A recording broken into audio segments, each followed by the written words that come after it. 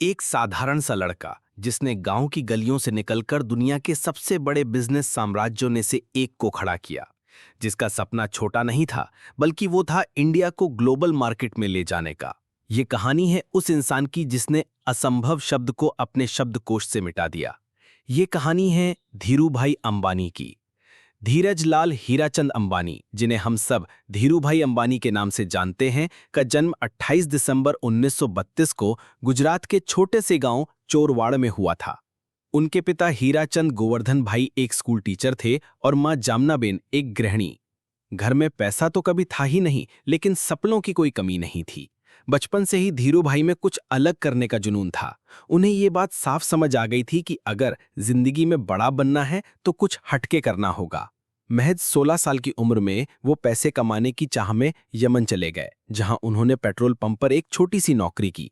वहीं से उन्होंने व्यापार की बारीकियां सीखी, ग्राहक को कैसे समझना है, मुनाफा कैसे बढ़ाना है और जोखिम कैसे उठाना है।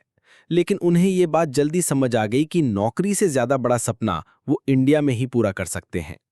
1960 में मात्र 15,000 रुपये से उन्होंने मुंबई में रिलायंस कमर्शियल कॉरपोरेशन की शुरुआत की। शुरुआत में वो पॉलिएस्टर धागे और मसालों का व्यापार करते थे, लेकिन जल्दी ही उनका ध्यान टेक्सटाइल इंडस्ट्री पर गया। उन्होंने विमल ब्रांड लॉन्च किया, जो बहुत कम समय में हर भारतीय घर का नाम बन गया। धीरूभाई का सपना यही नहीं रुका।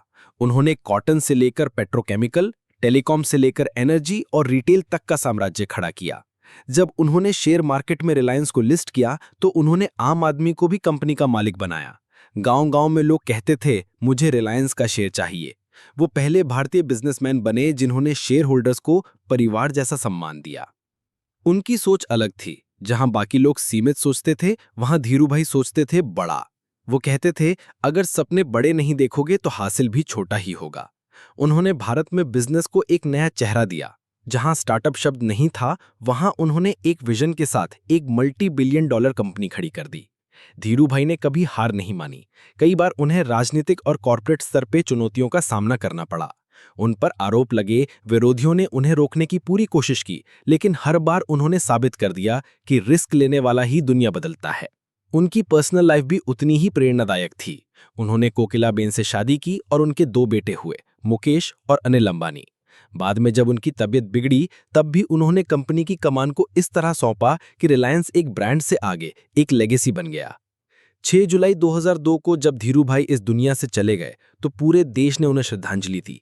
लेकिन उन्होंने जो बिजनेस कल्चर, जो सोच और जो साहस हमें दिया, वो आज भी हमारे बीच जिंदा है। आज उनके द्वारा बनाए गए रिलायंस इंडस्ट्रीज भारत की सबसे बड़ी कंपनियों में से एक है। एक गरीब शिक्षक का बेटा जिसने दिखा दिया कि ना खून चाहिए ना खानदान। अगर हिम्मत है तो हर दीवार एक दरवाजा बन सकती है। धीरूभाई अंबानी सिर्फ एक नाम नहीं, बल्कि हर उस इंसान की उम्मीद है जो बड़ा सपना देखता है। क्योंकि उन्होंने हमें सिखाया कि सपने वो नहीं जो हम सोते वक्त देखते हैं, सपने वो हैं जो हमें सोने नहीं देते।